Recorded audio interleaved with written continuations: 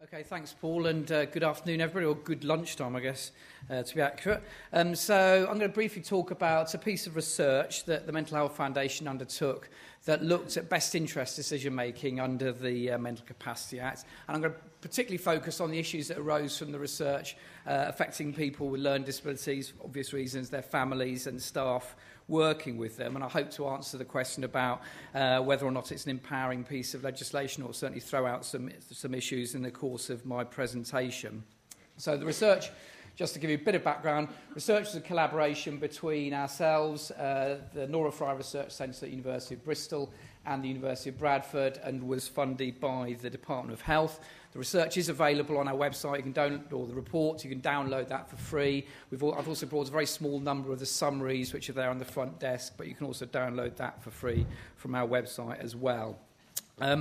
Just for those of you not familiar with us, we're a UK charity. We do social research, development work, provide information to the general public. We incorporate the foundation for people with learning disabilities. So we do work on, obviously, issues affecting people with learning disabilities, as well as people with mental health problems, dementia. So we can speak with some authority about how something like the Mental Capacity Act affects a range of people who maybe come under it.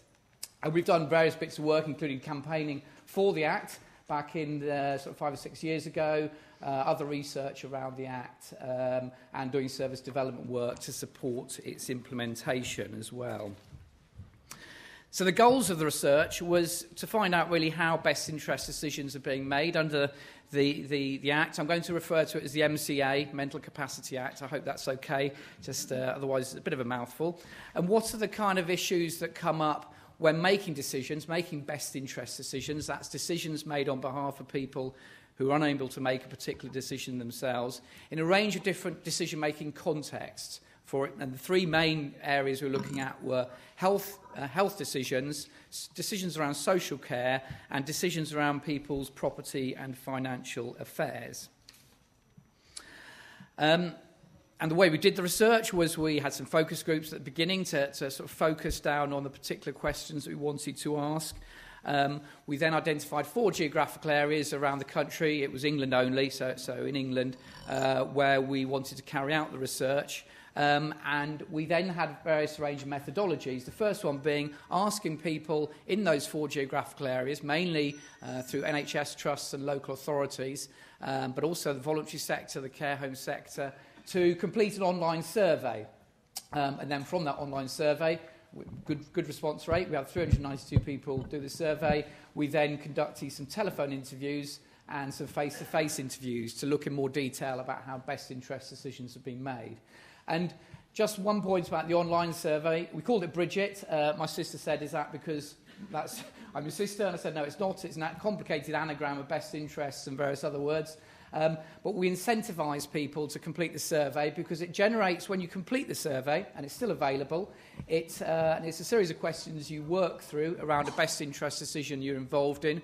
It generates free and confidential reports that's sent to you and to no one else, explaining how well the decision you're involved in adheres to the Mental Capacity Act. So there's it's a learning and development tool as well as a way of collecting data.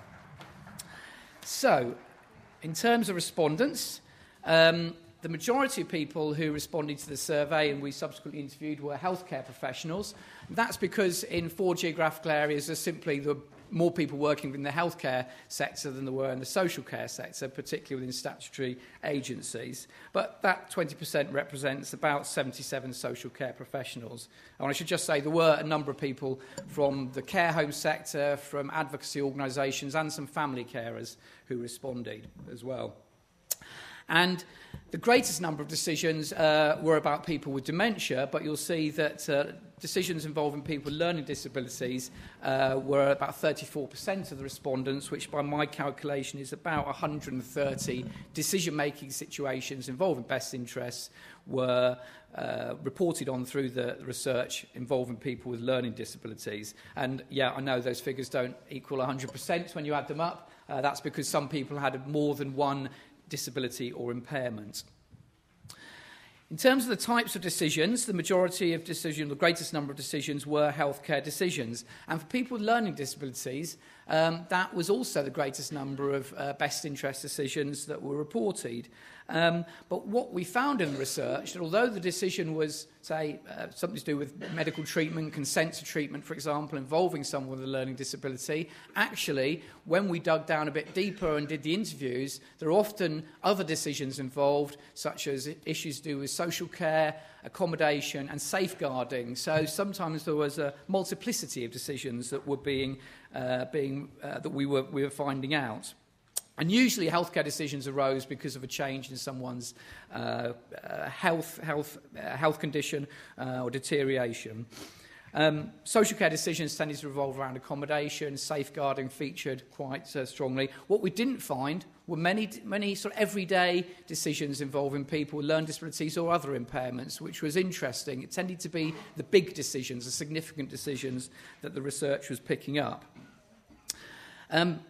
So 20% of the online survey said they were describing best interests that involved more than one of the above, healthcare and social care, which for those of you who know the Act, the MCA, that's not correct, because you have to make a best interest decision around a specific issue, not a range of issues. So, strictly speaking, people weren't adhering to the law there. We think that might have been partly explained because people, for example, in a complex hospital discharge meeting may have been dealing with more than one decision, and that's why they reported that. But if people are making decisions, best interest decisions involving a range of issues for someone with a learning disability like that, that's clearly not empowering and it's not in line with the MCA. So there's a learning point there. So I'll try and summarise the key findings in my probably 5 minutes or whatever.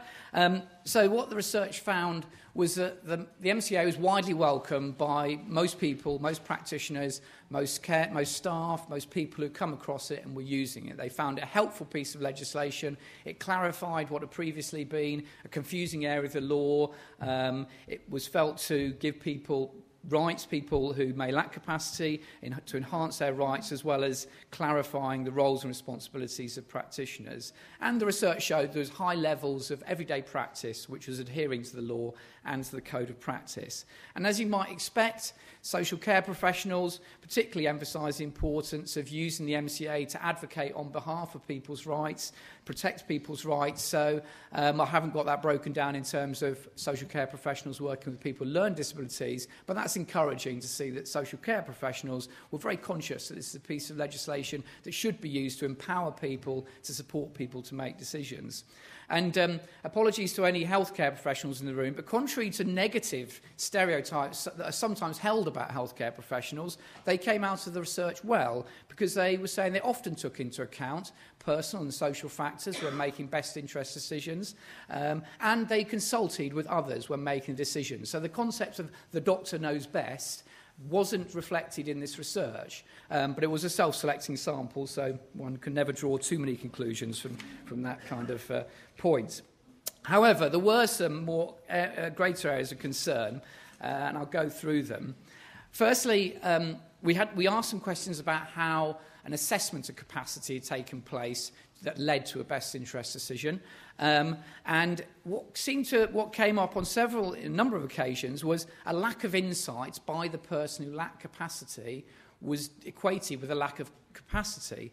Now, lack of insight is not in the Mental Capacity Act or the Code of Practice as a way of as a test for lacking capacity. Lack of insight was described in the research as, they don't have no insight in their care needs or need for healthcare treatment. So that was a concern that something which is not in the legislation was being equated with what the legislation says. Certainly insight may be important if someone isn't clear about what their care needs are in determining capacity, but it shouldn't be conflated to mean a lack of capacity itself.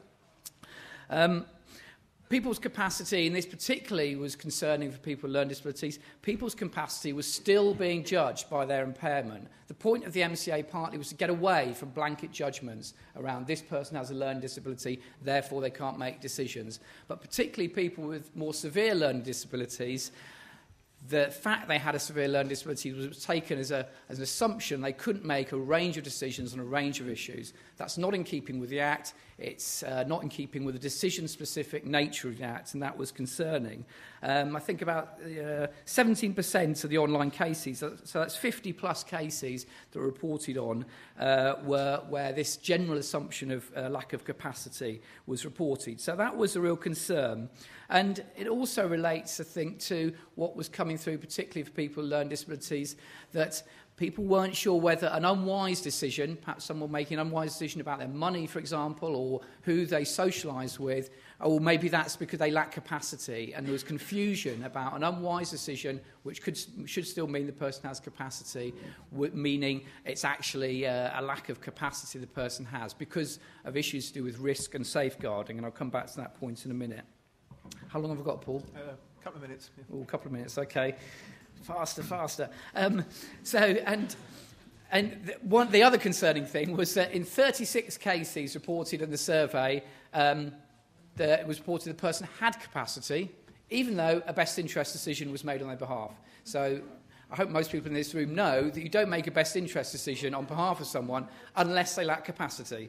So why there were 36 people who are having a best interest decision made on their behalf, we don't know. The majority of those were in healthcare matters. I don't know how it breaks down in terms of learning disabilities, but there's a real learning point, perhaps to share with your colleagues. I'm sure no one in this room would make that mistake, but to share with your colleagues if there's that kind of things happening. I won't read through these quotes because I'm conscious of time, but there's a couple of quotes here. One sort of conflating this kind of all mild autism, challenging behaviour, etc., with, therefore we felt he lacked capacity. The second quote, I think, illustrates well about involving others, involving family carers, paid carers, understanding a person's different means of communication to try and ensure that they were able to make a decision or supported to make a decision wherever possible. We'd looked at the way best interest decisions were made, and often these were through meetings or a series of meetings. I won't go through this slide in detail, just to say that a series of meetings was the most common way, but that tended to be more for social care decisions rather than healthcare decisions. People with learning disabilities tended not to be so involved in best interest decisions meetings, which was concerning in some respects, but there was a lot of really good evidence reported about how they're involved in the decision outside the meeting, through involving circles of support, person-centred plans, using communication methods which enable them to make their views known without sitting down in a formal meeting. So that was encouraging to hear. And family carers in particular were often involved in a best interest decision meeting, certainly as reported, so that was good to see that was taking place as well. But decision making was complicated in multidisciplinary settings because what it says in the Act says, the decision maker does the best interest decision, blah, blah, blah, and actually in multidisciplinary settings it's much more complicated than that, particularly when you've got a range of complicated decisions to make. So here's an example of acknowledgement that by a practitioner that it's not a single person's decision. Multidisciplinary working is helpful, but also a quote there, if you have time to read it, that sometimes it could be a bit of a fudge, that no one actually really wanted to make a decision. People couldn't quite decide what to do, and that wasn't necessarily in the best interests of the individual. I've got about a minute to go, Paul, so if you bear with me. There were some real concerns about, the research raised some concerns about risk and safeguarding, sometimes overriding the Mental Capacity Act. And what I mean by tail wagging the dog was, this certainly affected some people with learning disabilities and people with dementia as well, is that there was an example, of someone who was felt not to be managing their money very well, socialising with people who were taking their money off them, person with learning disabilities, and it's a risk, it's a safeguarding issue. What can we do? How can we use the Mental Capacity Act to safeguard them? Or we can make a best interest decision on their behalf and do it that way, which might result in a good outcome, but isn't actually protecting the person's rights and going about it in the right way. The starting point should be, can this person make decisions about their money And if they can't, then what's in their best interest, but not using the Mental Capacity Act to justify a safeguarding intervention unless it's absolutely clear that the Act justifies that. So that's what I mean by tail wagging the dog. There was some stuff about dolls as well, but I won't go into that. I'll just say something about family carers, because this was recognised to be important, particularly for people with learning disabilities. It often proved quite complex and challenging. There were examples of where family members were excluded from best interest decisions. Practitioners were reporting sometimes they felt they'd included family care as well. Family carers were saying that they felt very much excluded from best interest decision-making process. So I'm sure for many of you it's an ongoing challenge about how you balance the rights of an individual with learning disabilities, their decisions to live in a certain way, with what you feel is perhaps an appropriate sort of form of support or intervention. And in addition to that, you maybe have family members who are saying this is in their best interest, this is what's best for them. And as Paul says, I think it's particularly difficult for parents of people with learning disabilities who've been used to making decisions on behalf of their son or daughter. Age 16, suddenly it all changes and best interest and the MCA kicks in. So that was proving to be particularly complicated for people. Can this be the last point? Because that's been a very long minute. That's a very long minute. Okay, well, that's my last point, is just to say that, so what the research showed, there's some really good examples of the Act being used to empower and protect people, support and safeguard people with learning disabilities, but in some cases it wasn't always, wasn't such a positive message. And I think this point is a kind of a nice point to end on, because it sums up the kind of tricky balance that people working in learning disabilities had to make when using the Act, about balancing up a various range of issues to do with people's best interests, but always aware of the person's ability to change their mind and be involved in future decisions in the future. Thank you very much.